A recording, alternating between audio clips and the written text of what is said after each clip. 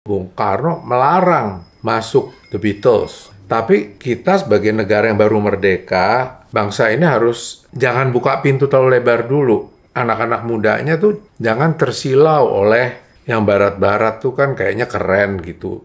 Bahwa pemerintahan Orde Baru adalah pemerintahan yang tidak sah sebetulnya.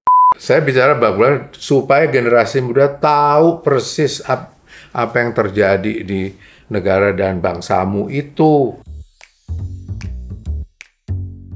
Iya, tabe, saudara sebangsa tanah airku, merdeka.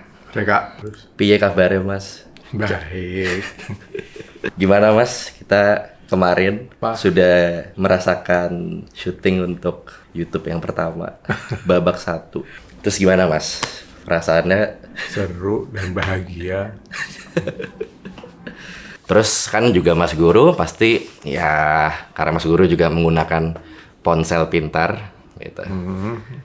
Pasti 3-5 tahun terakhir Mas Guru kan juga ngikutin dong perkembangan YouTube sedikit banyak lah gitulah. Ada fenomena apa sih yang viral pasti nyampe dong ke grup-grup WhatsApp Mas Guru, grup bapak-bapak, grup tongkrongan, grup perjuangan Mas Guru, apa segala macam kan aku juga ada di grup-grupnya Mas Guru gitu kan.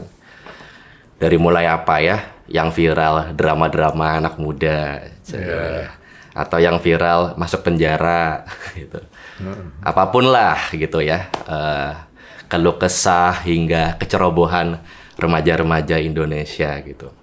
Ya apapun atau maupun yang positif ya Mas ya. Di YouTube kan juga banyak ya yang bagus-bagus bikin konten apa segala macam, dan Mas Guru juga nggak cuman tahu soal yang ada di dalam Indonesia tapi juga di luar Indonesia. Ini aja Mas, secara random, secara acak pendapat Mas Guru gitu soal YouTube tuh bagaimana sih Mas? YouTube tuh kan suatu apa ya yang terjadi dari ini suatu peristiwa teknologi kan sebetulnya. Yang kita sebut cyber, ya mungkin di Indonesia aja cyber. Perangkat kerasnya itu kan komputer. Komputer. Dari situ berkembang lah gitu. Jadi internet, jadi fenomena TI. Teknologi informasi. Karena jadi alat informasi yang tercanggih. Kalau zaman dahulu sebelum ini ditemukan kan, misalnya ada bom meledak di mana, baru tahu mungkin paling cepat sekian jam atau bahkan sekian hari. Kalau zaman dulu lagi mungkin berminggu-minggu atau berbulan-bulan. Tapi sekarang setiap detik deh gitu ada kecelakaan lalu lintas saja bisa dalam berapa detik kemudian udah bisa tersebar. Ini menjadi satu fenomena planet kita kan, planet bumi ini gitu. Dan kita memasuki pada zaman atau era itu. Pada era sebelumnya ketika dunia ini masuk ke yang disebut zaman modern. Zaman modern itu kan terdorong atau terjadi dengan penemuan-penemuan juga yang menyangkut teknologi. Tapi buat sekarang kuno. Misalnya ditemukan mesin uap. Itu aja baru mesin uap ditemuin udah timbul di dunia ini semacam ada revolusi industri. Baru mesin uap yang kemudiannya disusul ditemukannya listrik juga kemudian sekaligus juga ditemukannya bola lampu tuh, artinya penerangan tuh semua pakai bohlam yang kemudian mendunia. Segera berubah pada waktu itu akhir abad 19 sampai sekarang. Sebetulnya kalau di barat kan mulai itu komputer berkembang gitu tuh tahun 60-an udah makin. Singkat katanya dengan pertanyaan kamu tadi bagaimana tentang YouTube, ya itu secara alami timbullah katakanlah fenomena YouTube dalam sangat mempengaruhi dunia bisnis kan. Betul. Jadi hanya sekedar bagian dari peristiwa perkembangan zaman aja ya. Betul. Dan alami ya sebenarnya Mas. Perkembangan zaman dan perkembangan teknologi. Yap. Terus Mas menanggapi fenomena anak-anak Indonesia ya maupun artis-artis sekarang yang banyak bikin akun YouTube gitu, bikin konten lah apa segala macam. Bagaimana Mas Guru memandang itu? Kalau saya melihat gini, pembinaan generasi muda dan juga diiringi dengan pembinaan kebudayaan dan sebagainya, itu melalui suatu era yang sangat memprihatinkan. Apa? Itu adalah era apa? Orde Baru. Betul. Gitu. Kalau di era Presiden Soekarno, sebelumnya saya kasih tahu ya bahwa kita lebih baik bukan bilang itu Orde Lama. Karena yang menciptakan Orde Lama, Orde Baru, itu kata itu adalah Bung Karno sendiri. Jadi banyak orang sekarang yang nulis kalau zaman Bung Karno, era Presiden Soekarno itu disebut era Orde Lama. Buat yang ngerti, itu mengandung penghinaan ya. Oke. Tapi katanya Mas Guru tadi yang nyiptain Soekarno sendiri. Iya, Soekarno maksudnya, yang dimaksud Orde Lama itu adalah ketika dunia ini masih banyak dijajah oleh kaum penjajah yang sistemnya menjajah dulu harus membuat koloni. Maka mereka disebut kolonial. Yap. Jadi kalau menjajah tuh kayaknya negara atau kawasan yang dijajah tuh harus diduduki secara fisik. Dia bikin pemerintahan di daerah situ. Yep. Yang disebut itu koloni. Pelakunya itu sebut kolonial. Yap. Nah, itulah penjajah-penjajah itu. Dan neokolonialisme itu gaya baru. Jadi zaman sekarang ibarat kolonialisme tuh nggak ada. Sudah menjelma. Menjelma tetap menjadi imperialis. Imperialis tuh bikin segala cara. Dia menjajah di bidang-bidang macam-macam politik, ekonomi, kebudayaan, segala macam. Itu oleh imperialis dibuat penjajahan semacam itu. Yang gampang buat seni aja deh, budaya gitu. Kita bangsa yang terjajah tuh jadi buat sedemikian rupa terhadap seni, yang gampang seni musik deh. Atau seni tari juga gitu. Kita dibuat satu namanya infiltrasi kebudayaan, penyusupan kebudayaan ke otak bangsa Indonesia ini, terutama generasi muda, sehingga mereka mindsetnya atau pola pikirnya jadi terbentuk tertentu. Jadilah makanya banyak orang Indonesia, anak Indonesia, atau juga yang udah gede-gede juga, misalnya menjadi konsumer setia bagi hal-hal produk luar negeri, terutama waktu itu dari Barat. Sebelum misalnya Jepang, Korea berkembang, pasti kalau nggak Amerika, Eropa gitu. Seni musik, Beatles masuk lah, mulai dari Elvis Presley masuk, Beatles, Rolling Stone, sampai sekarang. Di bidang tarian juga tarian pergaulan, dari zaman dipopulerkannya diskotik. Di situ kemudian diiringi tarian. Kita nyebutnya mungkin tarian pergaulan ya gitu. Tapi itu dasarnya tarian jazz kan sebenarnya Mas. Sebetulnya itu tarian bebas, tapi ada era zaman rock and roll. Ada era rockabilly, twist. Ada era go-go. Ada era haligali. Kemudian reggae segala macam sampai sekarang lah, hip hop, breakdance, tari kejang bahasa Indonesianya. Ya, nah di masa Orde Baru, zamannya gini deh, eranya Presiden Soekarno, sekali lagi jangan bilang era Orde Lama ya, era Presiden Soekarno. Oke. Anak-anak muda nih ditata, misalnya banyak sekali, mulai dari tingkat terutama SMP. SMA udah masuk organisasi politik. Contohnya di kaum nasionalis gitu, yang tingkat pelajar, mungkin dari SMP sampai SMA, organisasinya GSNI, Gerakan Siswa Nasional Indonesia. Nah mereka tuh dari umur segitu udah belajar Marxisme segala macam.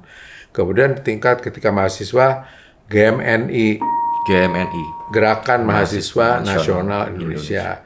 Baru kalau udah lebih tua lagi, masuklah waktu itu partainya partai PNI, ada juga partai yang nasionalis itu Partindo, Partai Indonesia dan sebagainya. Para pemuda pelajar tuh semuanya dari usia dini itu udah diajarkan demikian. Terus di kesenian juga, bahkan di samping itu Bung Karno melarang masuk misalnya zaman The Beatles. dilarang itu maksudnya bukan membatasi pengetahuan kita atau apa tentang internasional ya, perkembangan seni secara internasional. Tapi kita sebagai negara yang baru merdeka, baru loh tuh tahun 60-an tuh kan artinya baru 15 tahun merdeka, cepet 15 tahun.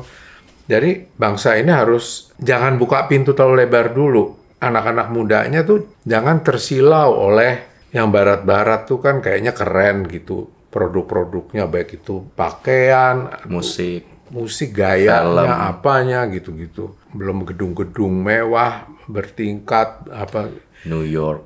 Nah, itu makanya Bung Karno bikin gitu. Musik-musik itu dan musik nasional ditingkatkan, termasuk musik-musik pop Batak daerah. Nah, zaman dulu sangat berkembang pesat musik pop Indonesia ada pop Batak, pop Minang, pop Jawa, pop Sulawesi Selatan, pop Maluku. Ya, buat kawan-kawan yang pengen denger pop Jawa, pop Batak, pop Ambon, mungkin bisa buka di iramanusantara.org. Yeah. Kawan kita juga. Nah, itulah era Presiden Soekarno tuh gitu. Nah, kemudian setelah Orde Baru di bawah pimpinan Jenderal Soeharto, saya nyebutnya sangat jenderal karena fakta memang beliau jenderal. Tapi saya enggan menyebut presiden. Karena menurut saya pemerintahan Orde Baru itu bagi saya adalah ilegal. Itu hasil suatu kudeta yang disebut kudeta merangkap.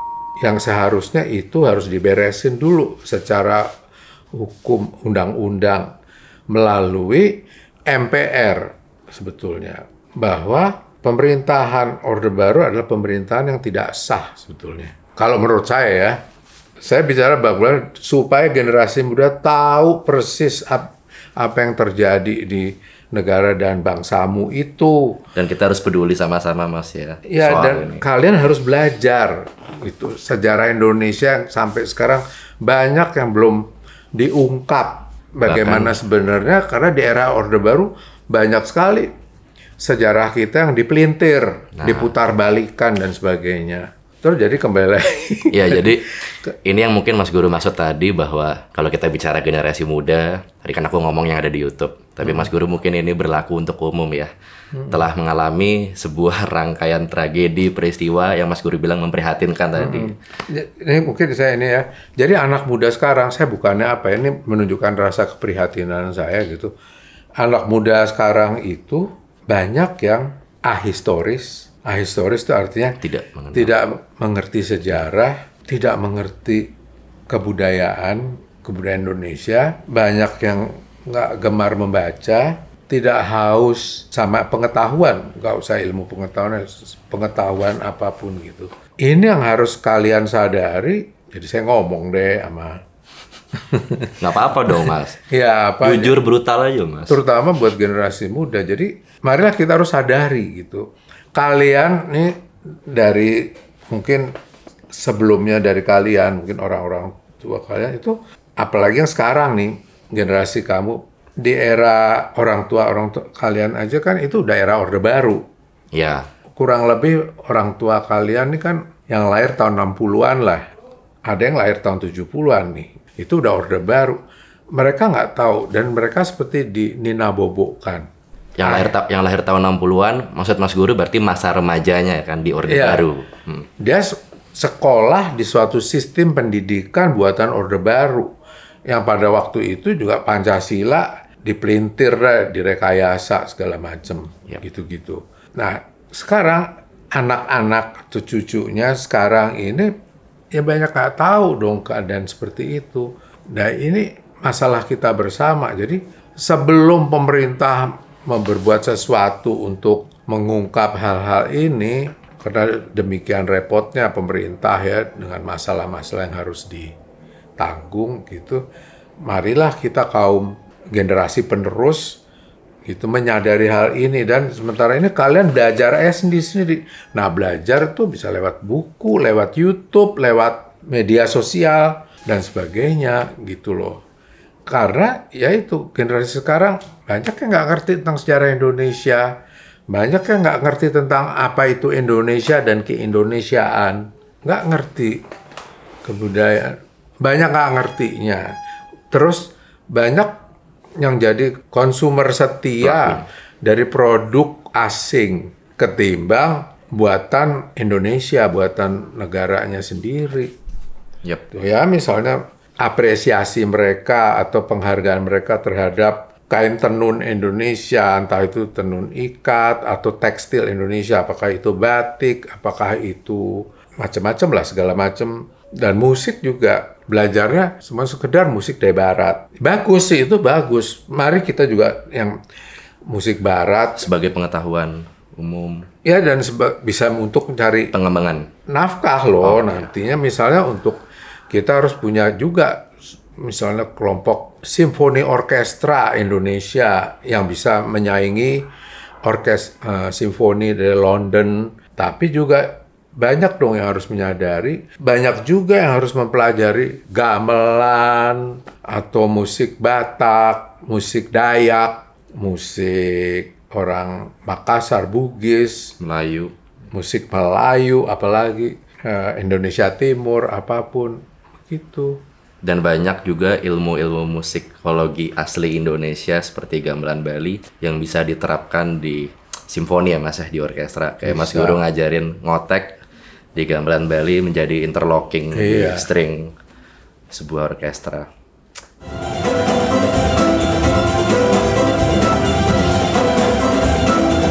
Berarti bisa dibilang ya Mas ya, berarti Mas Guru ingin menyampaikan, bener nggak?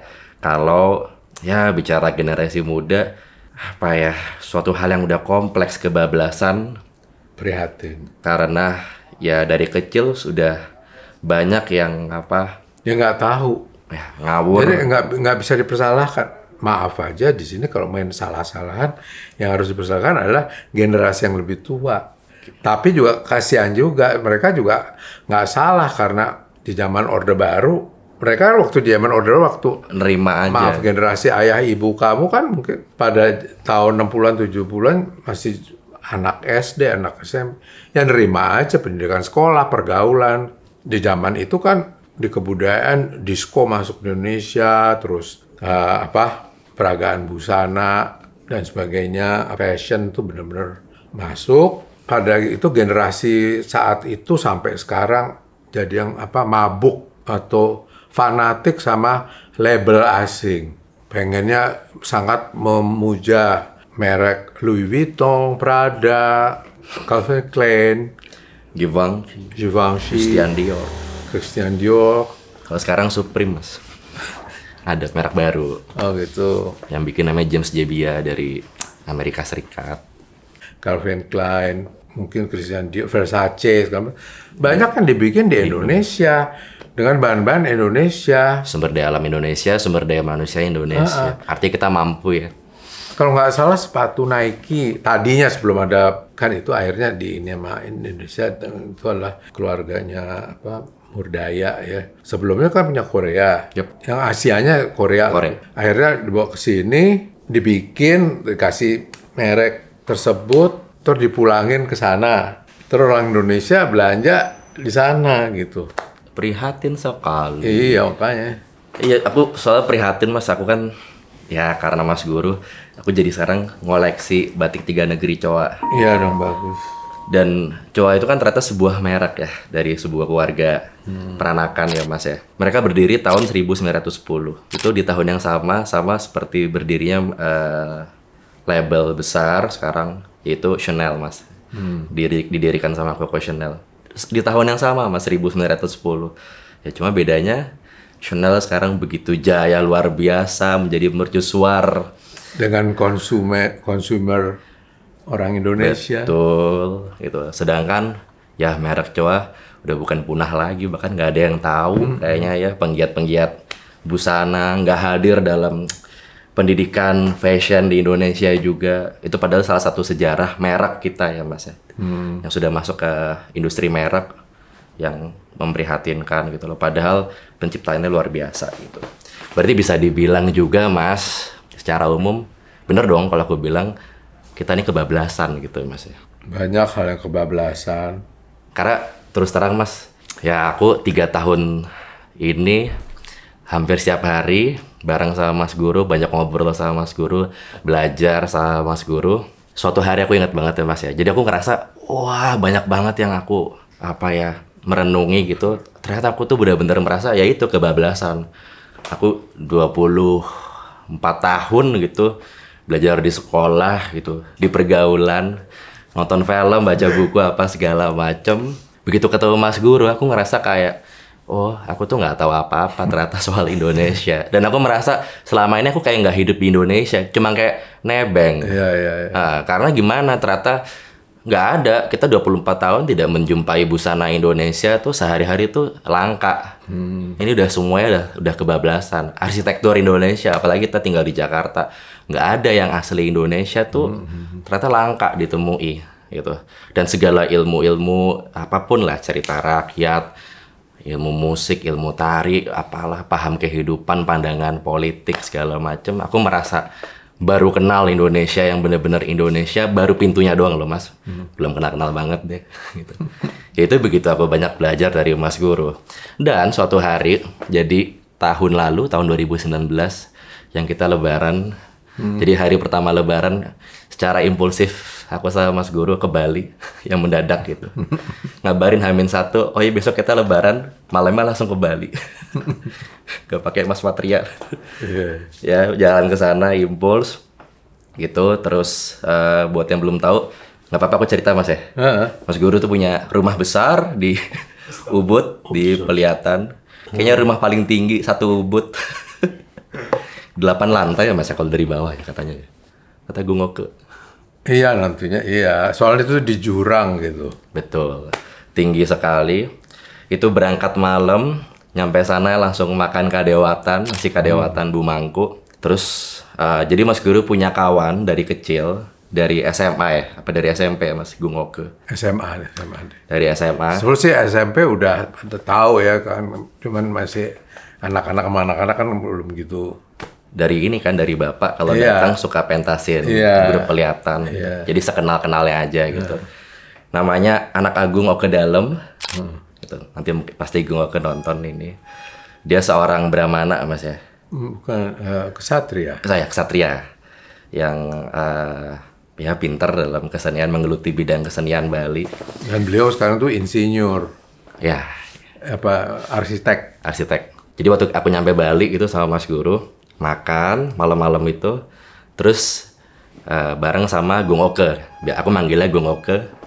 Itu dari jam 11 malam setelah makan sampai jam 3:30 pagi loh, seingat aku tuh ngobrol tiada henti bertiga sama aku gitu loh.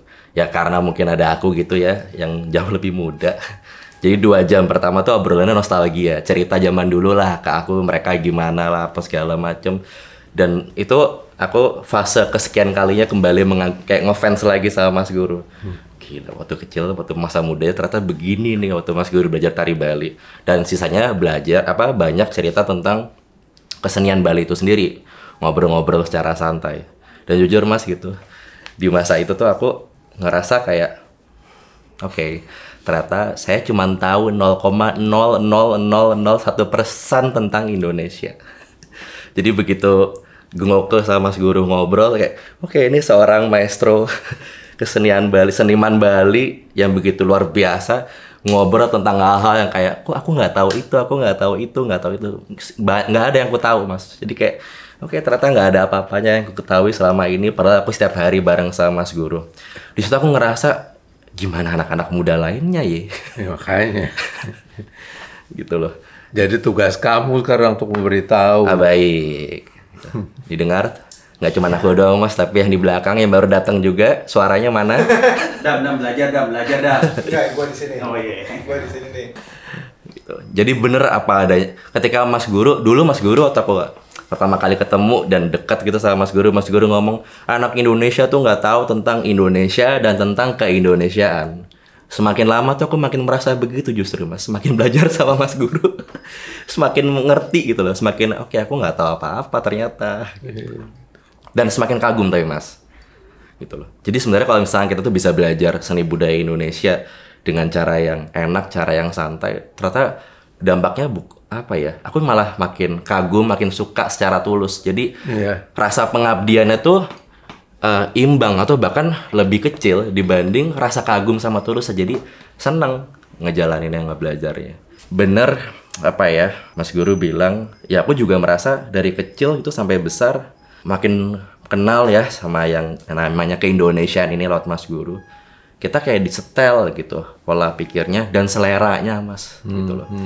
Yang mau nggak mau akhirnya begitu kita tumbuh remaja, tumbuh dewasa, bisa punya uang sendirilah apa segala macam, kita semakin mengkonsumsi, menjadi konsumer setia kalau kata Mas Guru yang dari barat gitu loh. Gimana kita senangnya rock, senangnya fashion dari luar negeri dan sebagainya, seleranya begitu dari kecil. Jadi ketika kita udah bisa punya duit, belanja aja terus apa segala macam. Coba misalkan kita punya selera yang memang berangkat dari selera nasional, selera berkepribadian sesuai dengan budaya bangsa, pasti kita produknya yang kita beli dari dalam negeri. Justru untuk kita pamer-pamerin di luar negeri sama orang-orang. Dan kita kembaliin harusnya mereka tuh yang beli dari kita, yang mengkonsumsi kita. Apalagi kita budayanya begitu kaya gitu kan, bukan seperti Perancis atau Inggris gitu. Kita negara kepulauan yang begitu banyak bahasa, budaya dan sebagainya. Betul.